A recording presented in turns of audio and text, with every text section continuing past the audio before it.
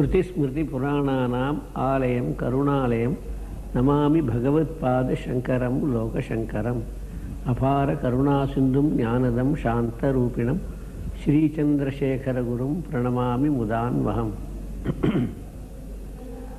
சாட்சாத் கைலாஸ்வாசியான பரமேஸ்வருடைய அவதாரமாக ஆதிகுரு சங்கராச்சாரியானவர் கேரள நாட்டில் காலடியில் அவதரித்தார். அவர் தன்னுடைய 32 வயது வரை பாரத நாட்டிலே இருந்து இந்து தர்மத்தை வைதிக தர்மத்தை திரும்பவும் நிலைநாட்டினார். அவர் செய்த பணிகள் அளவிற்கடங்காதது. உலகம் முழுதும் ஒன்று என்பதற்கு எடுத்துக்காட்டாக அத்வைதம் சத்தியம், பிரம்மே சத்தியம் என்றெல்லாம் சொல்லி அதற்கு வழியாக சாதனையாக அறுவகை சமய வழிபாட்டையும் பல வேதாந்த நூல்களையும் பல கோவில்களை திருப்பணி செய்தும் யந்திரமந்தங்கள் பிரஷ்டி செய்தும் அருள் பாலித்தார். அவருடைய பணிகள் தொடர்ந்து நடைபெறுவதற்காக பல பீடங்களை ஏற்படுத்தினார்.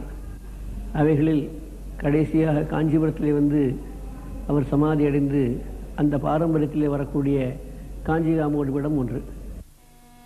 சரணோ சரணோ சத்குருநாதா, சரணோ சரணோ சத்குருநாதா, சரணோ சரணோ சத்குருநாதா, சரணோ சரணோ சத்குருநாதா, சரணோ சரணோ சத்குருநாதா, சரணோ சரணோ சத்குருநாதா.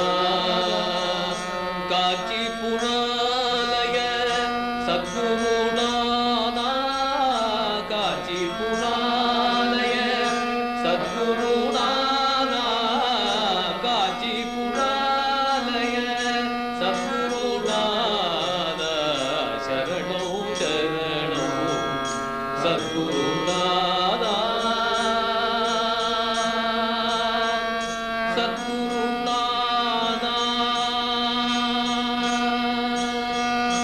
அத்வைத பிரச்சாரக சரணோ சரணோ, அத்வைத பிரச்சாரக சரணோ சரணோ, அத்வைத பிரச்சாரக சரணோ சரணோ, அத்வைத பிரச்சாரக சரணோ சரணோ, அத்புத சரித்ர சரணோ சரணோ, அத்புத சரித்ர சரணோ சரணோ, ஸ்வாகதோ ஸ்வாகதோ சத்குருநாதா, சரணோ சரணோ சரணோ சரணோ, ஆசுத வத்சலா சரணோ சரணோ, ஆசுத வத்சலா சரணோ சரணோ, ஆனந்த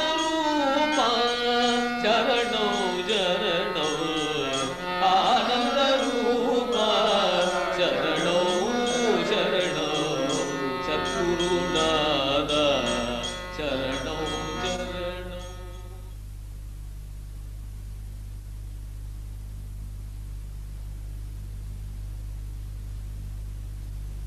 அந்த காஞ்சி காமோடி பீடத்திலே அநேக மகாபுருஷர்கள், ஞானிகள், பெரியோர்கள் எல்லாம் இருந்தார்கள். தற்பொழுது 68 ஆச்சாரிய சுவாமிகளாக ஸ்ரீ சந்திரசேகரன் சுவாமிகள் என்பவர் தன்னுடைய 13 வயது முதல் 100 வயது வரை இந்த காமகுடி பீடத்தில் தவ ஆட்சி செலுத்தி வந்தார். 13 வயது முதல் தவஸ், பூஜை, பூஜனங்களுக்கு ஆசீர்வாதம், இப்படி பல வகையிலும் தன்னுடைய வாழ்நாள் முழுதும் ஆன்மீக பாதையிலேயே கழித்து வந்தார். அகில பாரதமெங்கும் யாத்திரை செய்தும் வெளிநாட்டிலிருந்து பலரும் அவரை தரிசித்து பல சந்தேகங்களையும் கவலைகளையும் துன்பங்களையும் போக்கிக் கொண்டார்கள். ஒவ்வொரு குடும்பத்தினுடைய உள்ளத்துள்ளேயும் அவருடைய ஒளி இன்றும் விளங்கிக் கொண்டிருக்கிறது. அவரை தெய்வமாக அனைவரும் வழிபட்டார்கள். அவர் ஒரு ஞானி, எல்லாவற்றையும் அறிந்து எல்லோருக்கும் சந்தோஷத்தையும் இன்பத்தையும் ஆனந்தத்தையும் அளிக்கக்கூடியவர், எல்லா விதமான துன்பங்களையும் போக்கடிக்கூடியவர், கவலைகள் அளிக்கக்கூடியவர். அரசியல்வாதி முதல் ஆன்மீகவாதி வரை பலரும் அவரை அண்டி பலவிதமான நன்மைகள் எல்லாம் பெற்றார்கள். ஒவ்வொரு குடும்பத்தினரும் தங்களுடைய குடும்ப பெரியவராகத்தான் அவரை எண்ணி வழிபட்டு வருகிறார்கள்.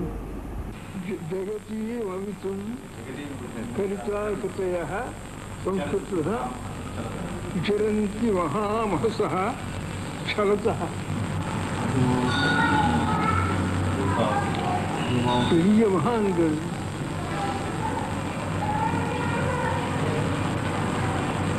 எங்க பார்த்தாலும் சஞ்சாரம் பண்ணிட்டு இருக்க. ஜகத்தையும் வாழ்த்தோம். லோகத்தில் இருக்கிறவெல்லாம் ரொம்ப தப்பு வழியில போகாம நேரு வழியில் இருக்கிறதுக்காக,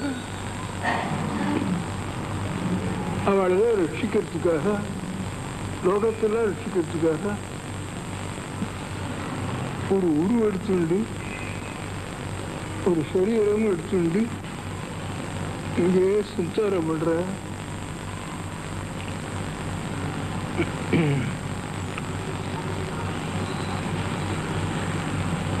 மகாபிரகாசமா இருக்கு. அவள் வர்றதே எத்தனையோ பேர் மகான்கள். ஜெகத்தீமவித்தும் கலிதாகத்தையா விசுரந்தி மகாமகசா. மகாமகஸ் பிரகாசமா இருக்கிறவர் லோகம் முழுக்க சஞ்சாரம் பண்றார். அவளுக்குள்ளே அப்படி எத்தனையோ பேர் மகான்கள் ஞானோபதேசம் பண்றது வர. ஊரெல்லாம் சுற்ற வேண்டிய அவசியம் இல்லை. அவளுக்கு இருந்தால் கூட லோகத்தை ரட்சிக்கிறதுக்காக, லோகத்தில் இருக்கிறவன் நல்ல வழியிலே இருக்கணும்னு நல்ல வழி காட்டுறதுக்காக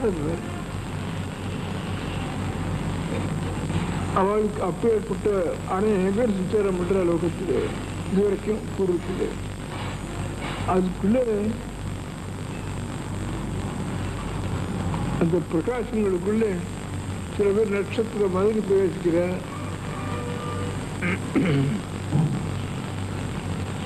சில பேர் கிரகங்கள்ல கால வேளையில சுக்குரோதயம் வருது, அது பிரகாசமா இருக்குது. சந்திரன் இருக்க, எல்லாரையும் கற்கணும். நாங்கள் எப்படி இருக்கிறது கேட்டா ஆச்சாரியில ஸ்தோத்திரம் பண்றேன். சமீப காலத்தில் அவருக்கு 100ஆண்டு விழாவை ஒட்டி கனகாபிஷேகம் விழாவும் 100ஆண்டு விழாவும் விசேஷமாக நடைபெற்றது.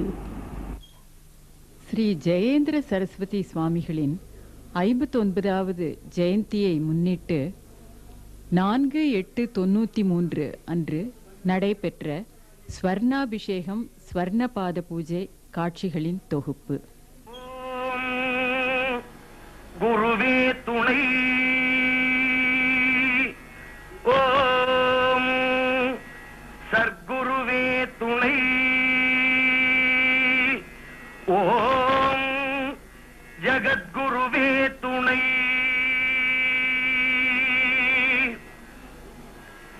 தெளிவு குருவின் திருமேனி காண்டல், தெளிவு குருவின் திருநாமம் செப்பல், தெளிவு குருவின் திருமேனி காண்டல், தெளிவு குருவின் திருநாமம் செப்பல், தெளிவு குருவின் திருவார்த்தை கேட்டல், தெளிவு குருவின் திருவார்த்தை கேட்டல், தெளிவு குரு சிந்தித்தல் தானே, தெளிவு குரு சிந்தித்தல் தானே.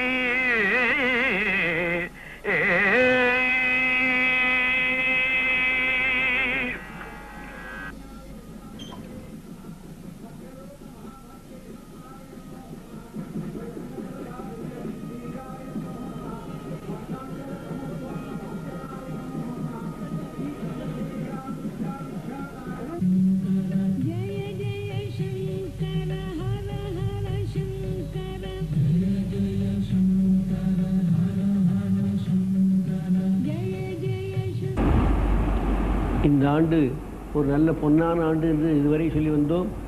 பொன்னான அபிஷேகமான நாள், கனகாபிஷேகமான நாள். அதே ஆண்டு இந்த ஆண்டு பொல்லாத ஆண்டாக ஆகி அவர் ஜோதிமயமாக இருக்கும்படி செய்துவிட்டது. எந்த கனகத்தினாலே அபிஷேகம் செய்தவரை கண்குளிர கண்டோமோ அந்த ஒளி ஞான ஒளியாக, கனக ஒளியாக, பொன்னொளியாக, சூரியச்சந்திர ஒளியாக, ஆன்மீக ஒளியாக எப்பொழுதும் திகழ்ந்து கொண்டிருக்கும் வகையிலே அவரை செய்துவிட்டது. அவர் இன்றும் காஞ்சிபுரம் நமது மடத்திலேயே ஜோதி வடிவமாக, அருள் வடிவமாக, ஞான வடிவமாக, கருணை வடிவமாக அருள் பாலித்துக் கொண்டே வருகிறார். காஞ்சிபுரத்தில் 8ஆம் தேதி சனிக்கிழமை காலை அனுஷ நட்சத்திரத்தை ஒட்டி விசேஷ வேத பாராயணமும் விஷ்ணு சஹஸ்ரநாமமும் நடைபெற்றுக் கொண்டிருக்கின்றன.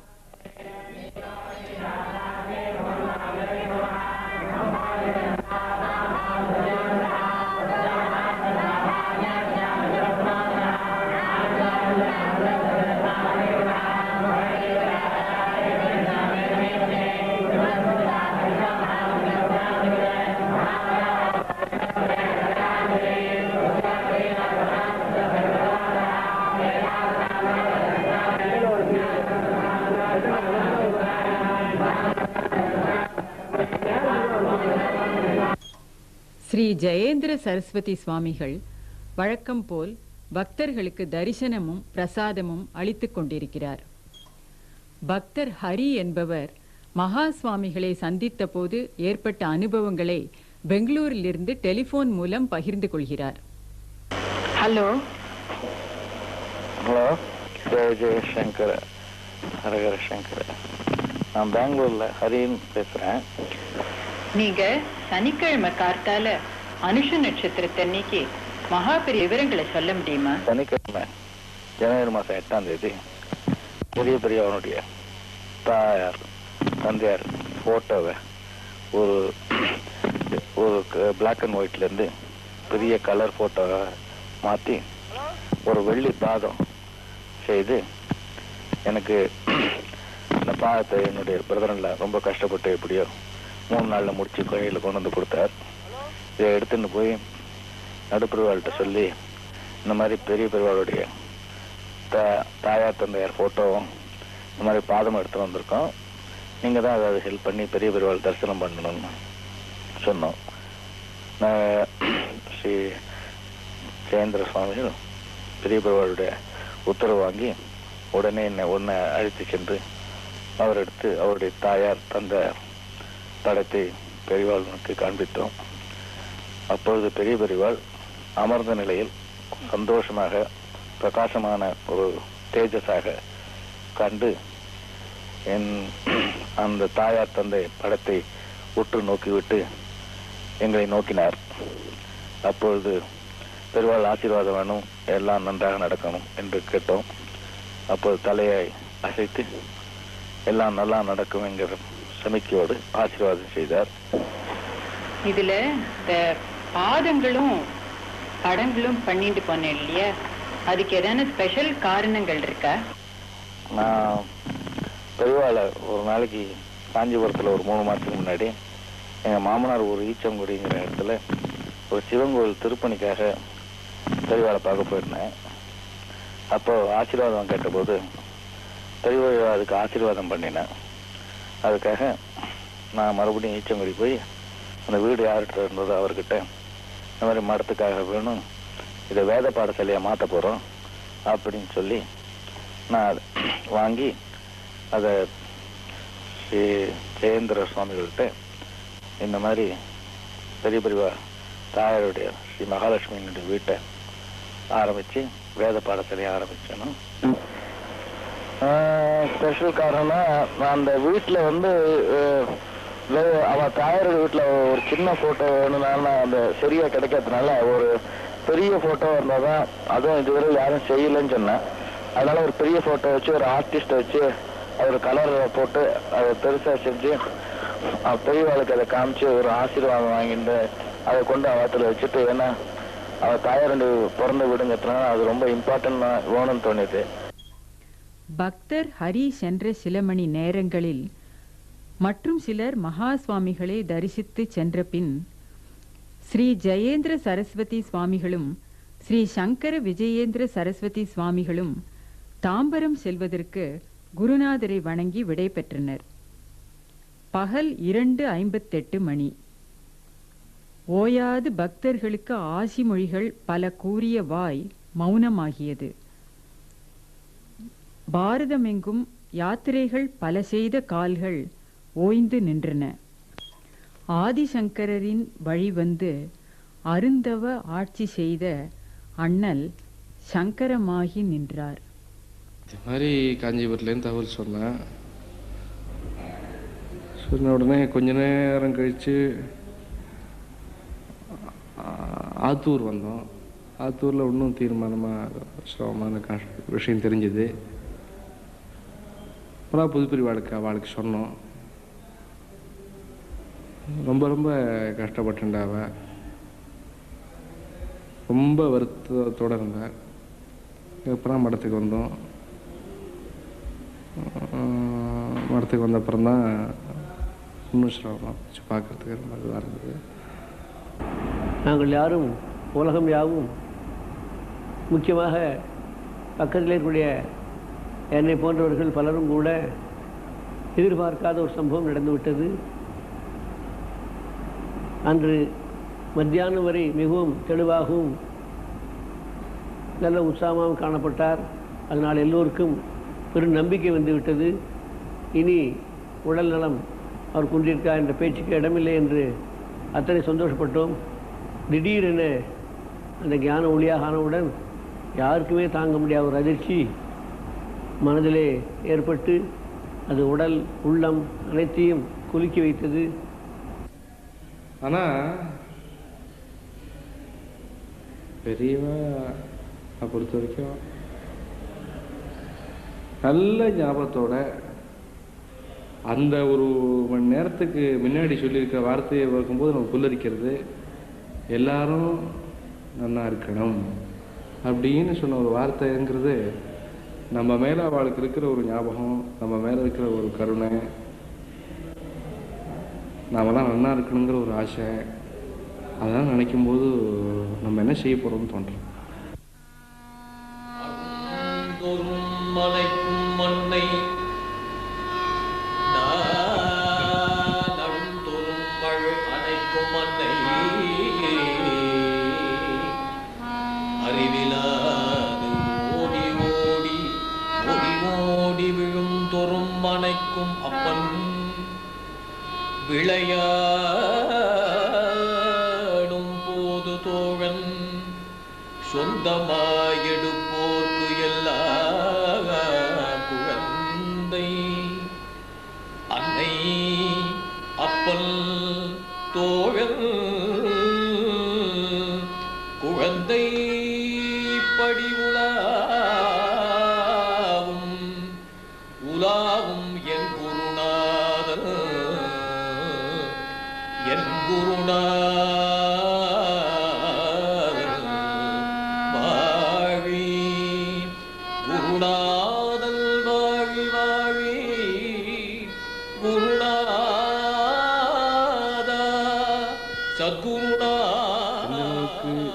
ஜனங்களுக்கெல்லாம் சீக்கிரம் தெரிவித்து எல்லா ஜனங்களும் பெரியவாளுக்கு தங்களுடைய மரியாதையும் தங்களுடைய நமஸ்காரத்தை தெரிவிக்கிறதுக்கு ஏற்பாடுகள் பண்ண முடியுமோ அந்த அளவுக்கு எல்லா தரப்பு வாழும், சர்க்கார், பொதுமக்கள், மடம் எல்லாரும் சேர்ந்து ஏற்பாடு பண்ணினா, எல்லாரும் ஒத்துழைச்சா, எல்லாரும் அமைதியாக இருந்துட்டு தன்னுடைய பக்தியை தெரிவிச்சுட்டாங்க. இதோ மகா சுவாமிகள் குரலில் கீதை விளக்கம். இப்போ நான் நினச்சிட்டு இருக்கியே, நான்னா ஒரு தனியான கேபிள் இருக்கு, எல்லாம் பகவான் தான் விட்டா.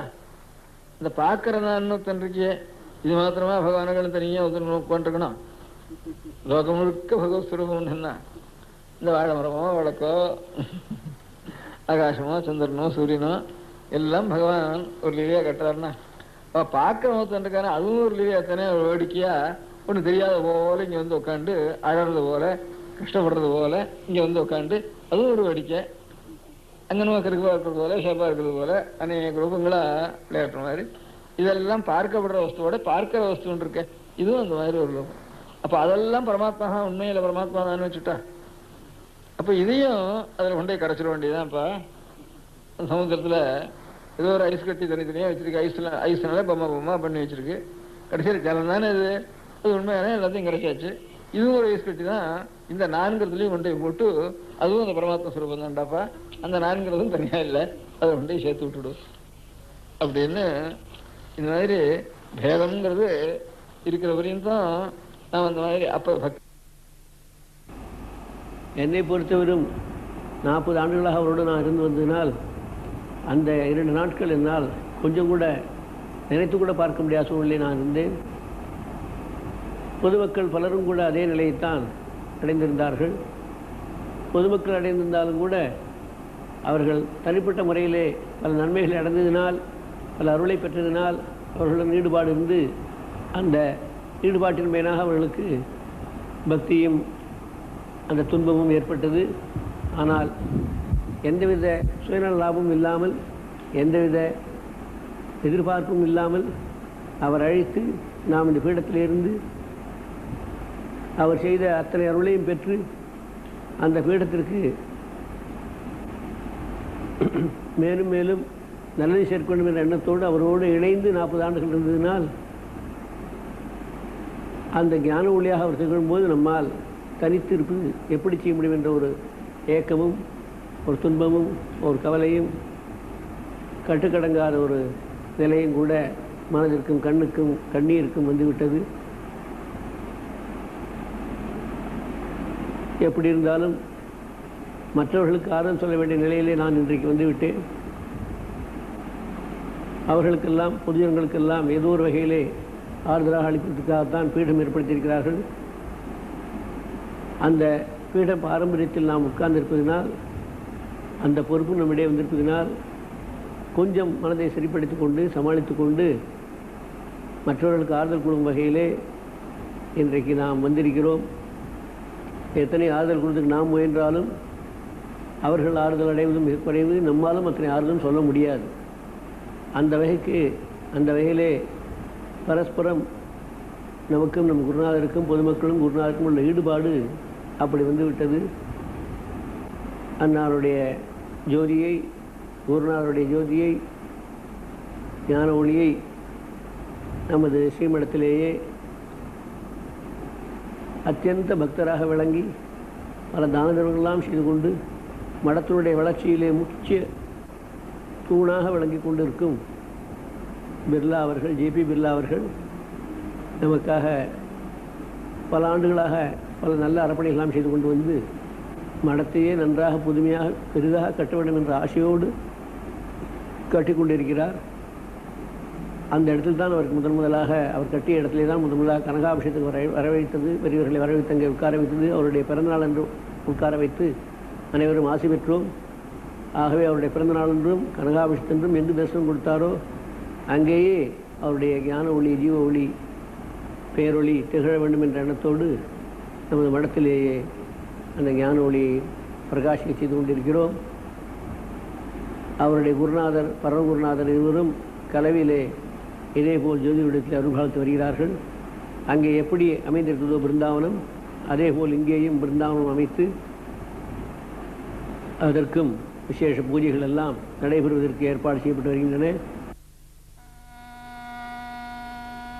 ஆனந்தம் பரமசுகதம் கேவலம் ஞானமூர்த்தி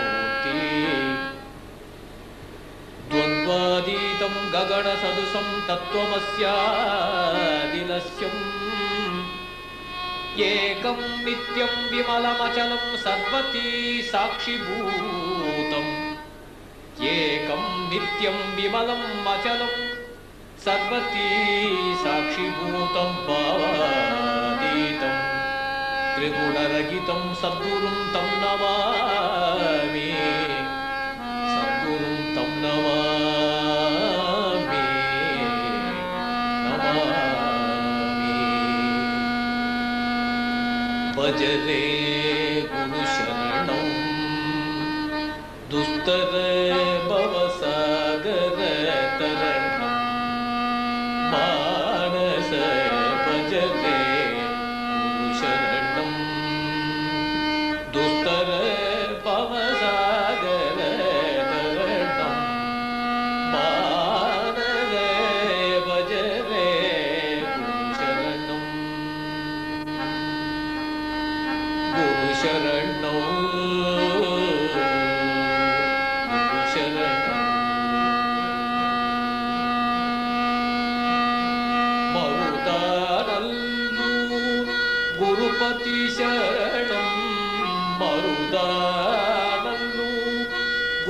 குருபதி சரணம் நிரய பாபதி வீர சூரிய கிரணம் மருதானல்லூர் குருபதி சரணம் நிரய பாபதி வீர சூரிய கிரணம் பஜரே குரு சரணம்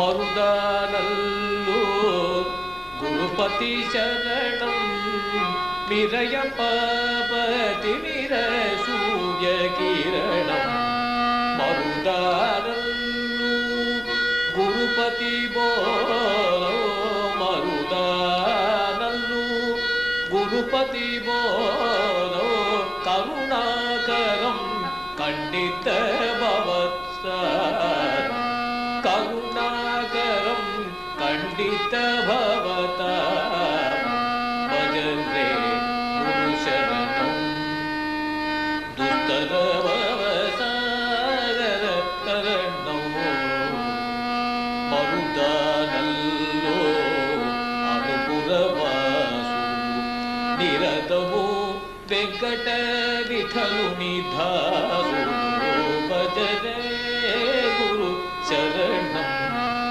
దుస్తర భవ సాగర భజరే గురు శరణం గురు శరణం గురు శరణం. மீண்டும் மகா சுவாமிகளின் மணிமொழிகள். பெரிய வியாபாரம் போயிட்டால் ஒரு காரியம் செய்ய முடியாது, கஷ்டம்தான் பட்டுருக்கணும். அதனால் எந்த கஷ்டம் வந்தாலும் அது இன்சூரன்ஸ் இருந்தாலும் சரி, இதாக இருந்தாலும் சரி, பணக்காராக இருந்தாலும் சரி, ஏழையாக இருந்தாலும் சரி, வர கஷ்டம் வந்துதான் இருக்கும். இல்லை கஷ்டம் இருக்குது நமக்கு பிரார்த்தி இல்லாமல் எதுவாக பிறந்தோம்.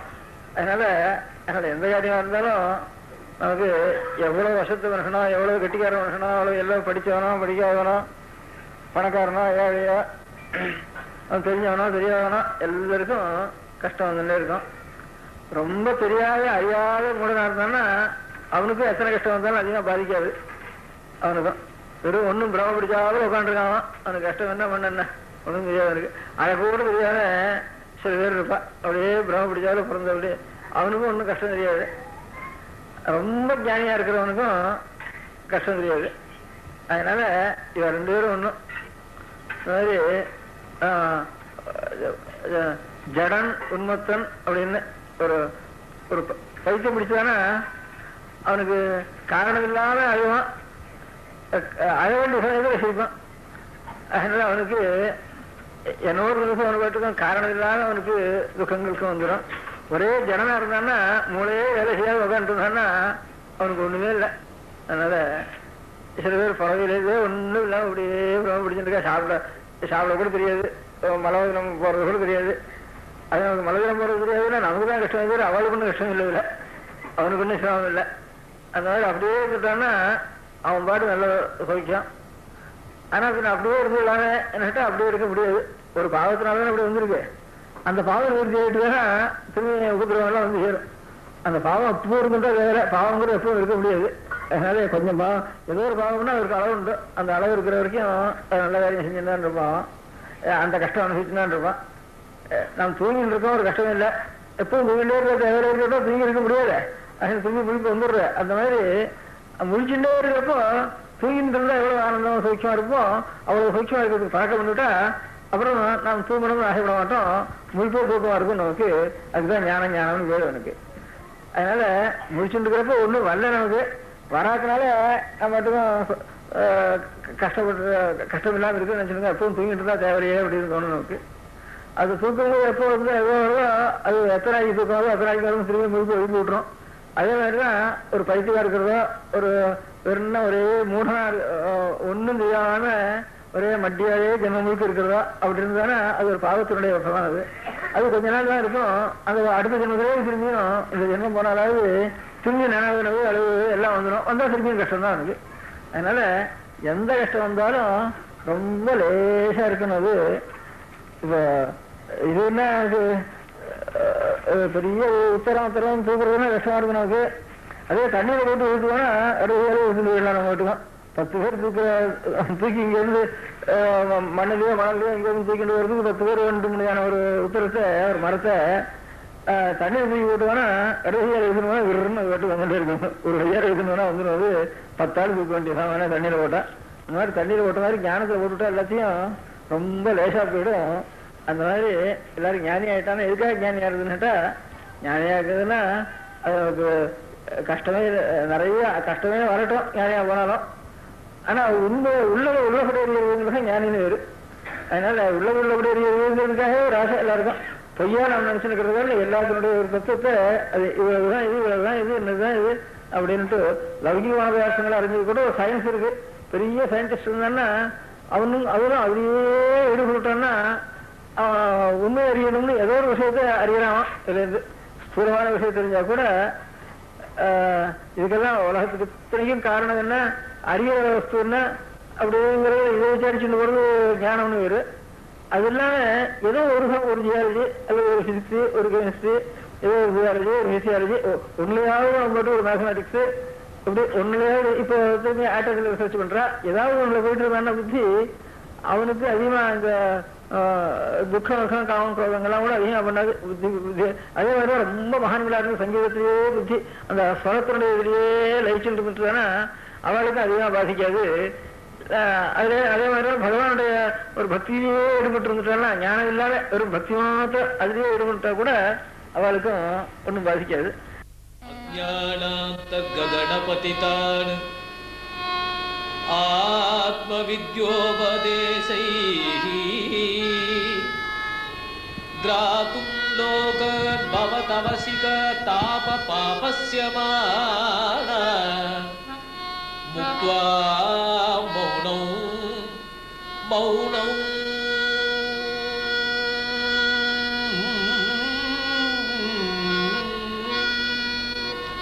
முக்த்வா மௌனம் வடவிடவினோ மூலதோ நிஷ்பதந்தி சம்போ மூர்த்திः சரதி புவனே சங்கரா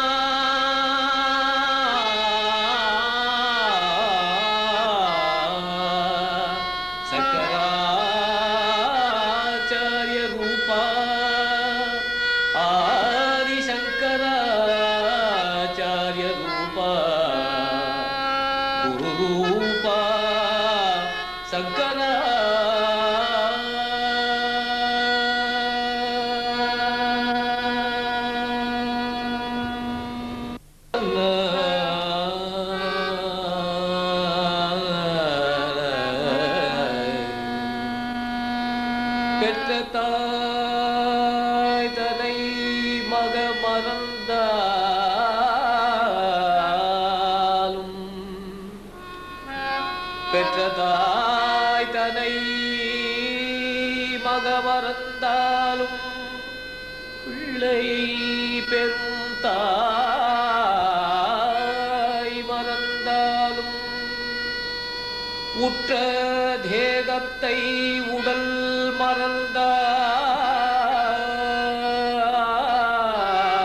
மறந்தாலும் இந்த உற்ற தேகத்தை உடல் மறந்தாலும் உயிரை மேவிய உடல் மறந்தாலும் கற்ற வித்தையை கலை மறந்தாலும் கண்கள் இறங்கி வைப்பது மறந்தாலும் கற்ற வித்தையை கலை மறந்தாலும்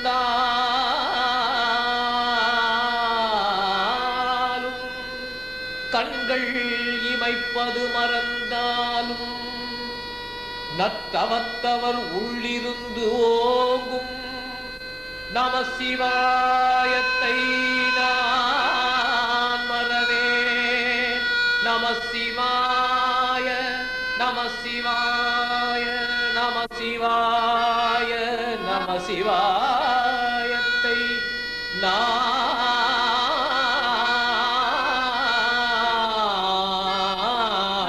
மறவேன்.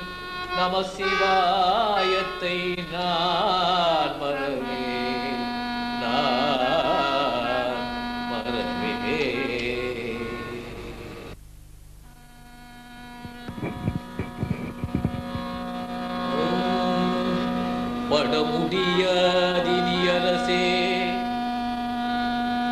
படமுடியாதினி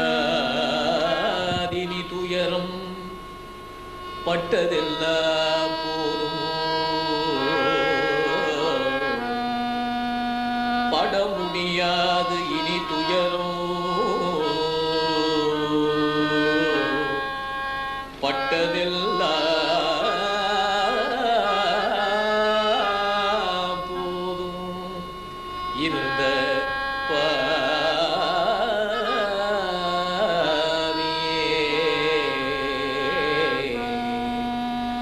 உயிரை நீ எடுத்து கொண்டு உடல் உயிர் ஆகியவை எமக்கே உவந்தளிப்ப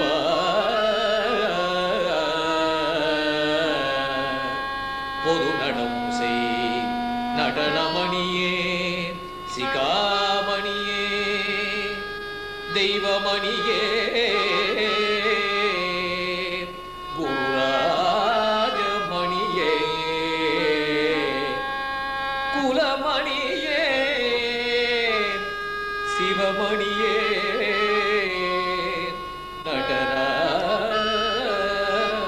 நடராஜமணியே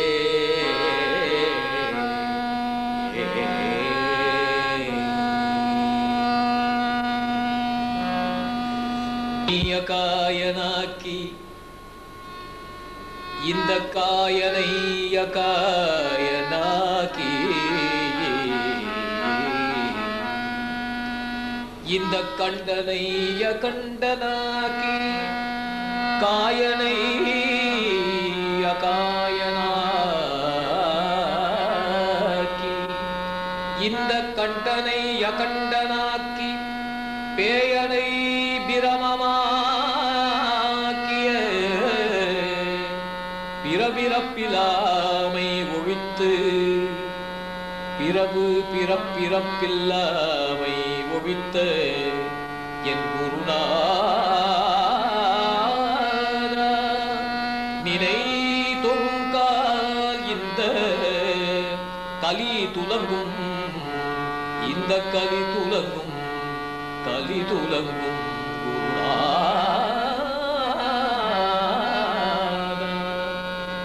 நினை தொழுங்கால் இந்த கலி துலங்கோ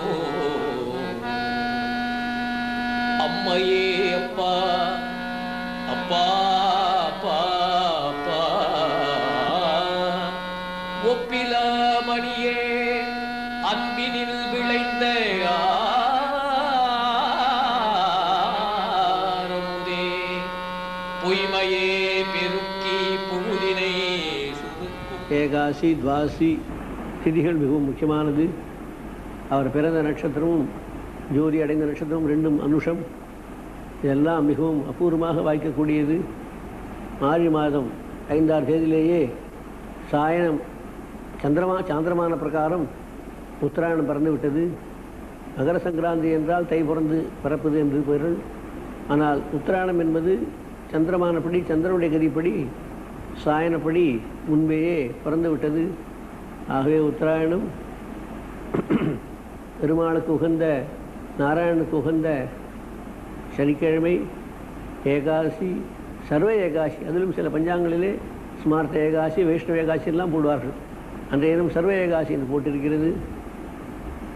ஞாயிற்றுக்கிழமை அவர் தோன்றின நாள் துவாதசி. அந்த ஜோதி தொடரும் பொழுது அதிஷ்டானத்தில் வைத்து ஜோதி பிரகாசிக்க ஆரம்பிக்கும் பொழுது பிரதோஷ சமயம் சிவமயமாக விளங்கினார், சிவஜோதியாக விளங்கினார். இப்படி பல வகையிலும் அவருடைய ஞானத்திற்கும் அவருடைய தவத்திற்கும் மேன்மேலும் மெருகூட்டும் வகையிலே இங்கே பிருந்தாவனம் அமைந்திருப்பது அவருடைய சங்கல்பம். வடவிடபி சமீபே பூமிபாகே நிஷல்லம் சகல முனி ஜனானாம்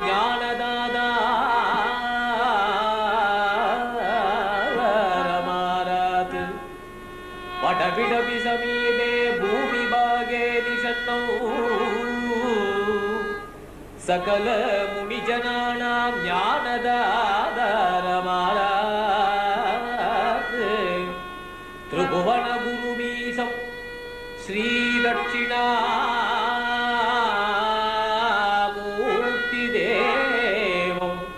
ಜನನ ಮರಣ ದುಃಖಚ್ಛೇದದಕ್ಷಂ ಜನನ ಮರಣ ದುಃಖಚ್ಛೇದದಕ್ಷಂ ಛೇದದಕ್ಷಂ ನಮಾಮಿ ಚಿತ್ರಂ ಬಡತರೋನ್ಮೂಲೆ ಚಿತ್ರೋ ಬಡತರೋನ್ಮೂಲೆ ವೃದ್ಧ ಶಿಷ್ಯ ಗುರುಯುವಾ ಗುರೋಸ್ತು ಮೌನ ವ್ಯಾಖ್ಯಾನಂ ಗುರೋಸ್ತು ಮೌನ ವ್ಯಾಖ್ಯಾನಂ ಶಿಷ್ಯಾತ್ ಚಿನ್ನ ಸಂಶಯ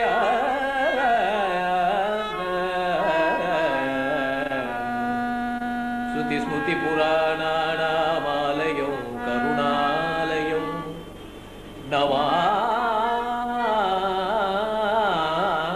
ನಮಾಮಿ ನಮಾಮಿ ಭಗವತ್ಪಾ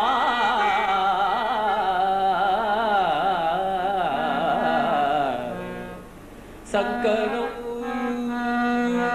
லோக சங்கரோ காலடியில் அவதரித்த கருணை கருணை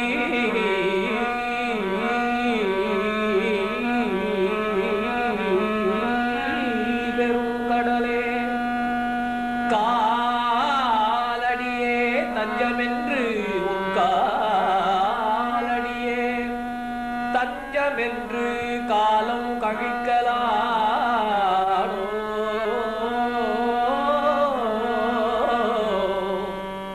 காலபயம் தீர்த்து கடுகியே வந்து எங்கள் காலடி ஓயும் முன்னே நின் காலடி சேர்ப்பிப்பா ஜகத்குரோ சங்கரா சங்கரா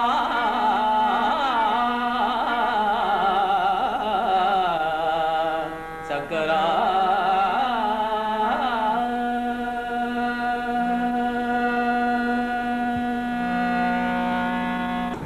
இதெல்லாம்